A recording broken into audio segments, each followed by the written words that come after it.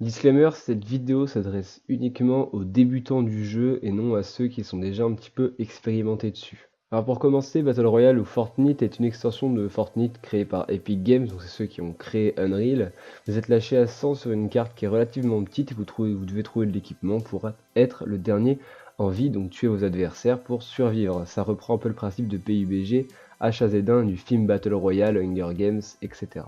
Alors le premier conseil pour bien débuter, si vous êtes vraiment un gros débutant, quand vous allez tomber au début, choisissez une zone morte, c'est-à-dire une zone avec moins de monde. Il y aura quand même du loot, il sera un petit peu moins intéressant que les grosses villes, etc.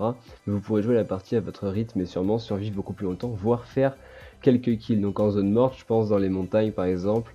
Le Moisimir, c'est vraiment pas mal si vous débutez. Si vous n'êtes pas débutant, par contre, vous pouvez directement aller sur les villes et je vous conseille de commencer directement par les toits des maisons. Au lieu d'aller dans les maisons, faites-vous rentrer dans le toit et vous pétez directement le toit car c'est là qu'il y a les coffres en fait et vous gagnez du temps sur le loot de la maison. Alors deuxième conseil qui concerne les coffres, il y a des coffres qui sont un petit peu partout, ils ont un son particulier, un petit peu un son de...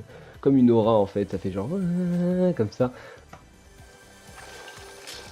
Bref, trouvez-les et comme ça vous aurez plus de stuff, ils sont un peu cachés dans les greniers ou sous le plancher, alors faites gaffe, s'ils sont dans le grenier, pétez pas ce qui est en dessous du coffre, le coffre ne tombera pas et disparaîtra avec ce que vous aurez pété. Donc faites bien gaffe à passer par le côté. Et ensuite il y a des mini-coffres, c'est des boîtes à munitions, c'est des petites boîtes grises où il y aura des munitions dedans, donc je vous conseille de les prendre parce que les munitions ça prend pas de place dans votre inventaire.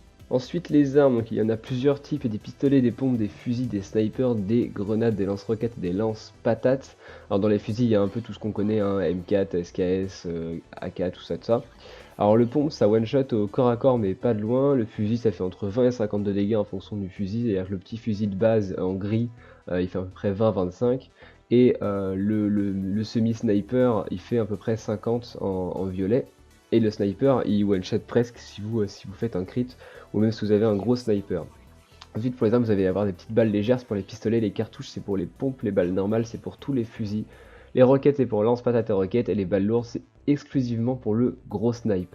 Alors dans les armes il y a une petite spécificité au jeu, ils ont des couleurs, je sais pas si vous avez remarqué, il y a gris, vert, bleu, violet, jaune dans l'ordre d'importance.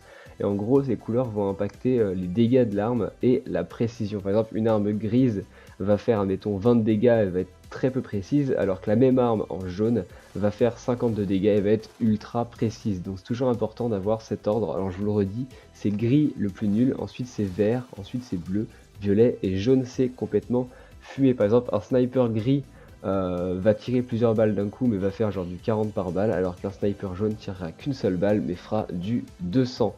Ensuite au niveau des dégâts, il y a plusieurs types de dégâts, les dégâts blancs, les dégâts jaunes, les dégâts bleus. Les dégâts bleus c'est dans le bouclier, alors pour avoir du bouclier il faut boire les petites fioles bleues que vous pouvez trouver sur la map, c'est une fiole pour 50 de bouclier. Donc c'est une espèce d'armure, comme il n'y a pas de casque ni de Kevlar dans ce jeu, c'est important d'en trouver en boire. Ensuite au niveau des dégâts, alors le blanc c'est les dégâts normaux, les dégâts jaunes c'est les dégâts en critique, et les dégâts bleus donc plus c'est les dégâts dans le bouclier.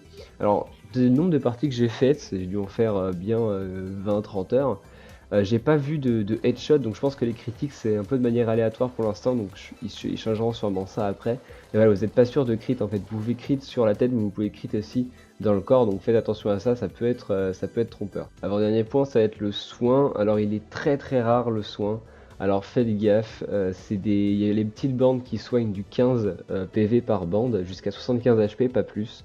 Le seul truc qui peut vous heal tous les HP, c'est la trousse qui vous healera forcément full life. Alors ça c'est encore plus rare. Et après les potions bleues, je vous ai parlé avant. Spécificité du jeu, la zone tape uniquement dans les points de vie verts et non dans les points de vie bleus. Donc si vous avez un bouclier de sang, vous pouvez survivre relativement, enfin vous survivrez le temps de votre barre de vie vide. Par exemple si vous avez 20 PV et 100 de bouclier, vous mourrez relativement vite. Par contre si vous avez 5 de bouclier et 100 de PV, vous mourrez très lentement dans la zone. Maintenant, dernier point, et sûrement un des plus importants, Fortnite a une spécificité qui le différencie des autres jeux, c'est vous pouvez construire en fait simplement des murs, des escaliers, des toits, des petites maisons avec des matériaux retrouvés. Donc je vous conseille de farm les matériaux en fait, pour que quand vous allez arriver dans la zone finale, vous puissiez simplement vous construire une mini baraque vite fait, des murs devant vous pour vous protéger des éventuels snipers et pour justement sniper les autres. Ça va être très important et souvent les bons joueurs font ça.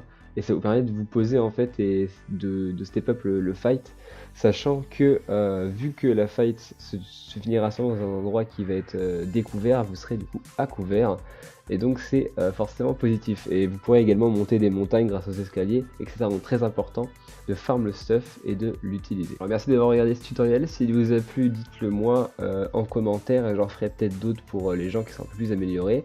Vous inquiétez pas pour ceux qui regardent du paladin, je reviens sur paladin incessamment sous peu. Pour les autres, merci d'avoir regardé la vidéo jusqu'au bout, c'était le Tada et moi je vous dis à la prochaine.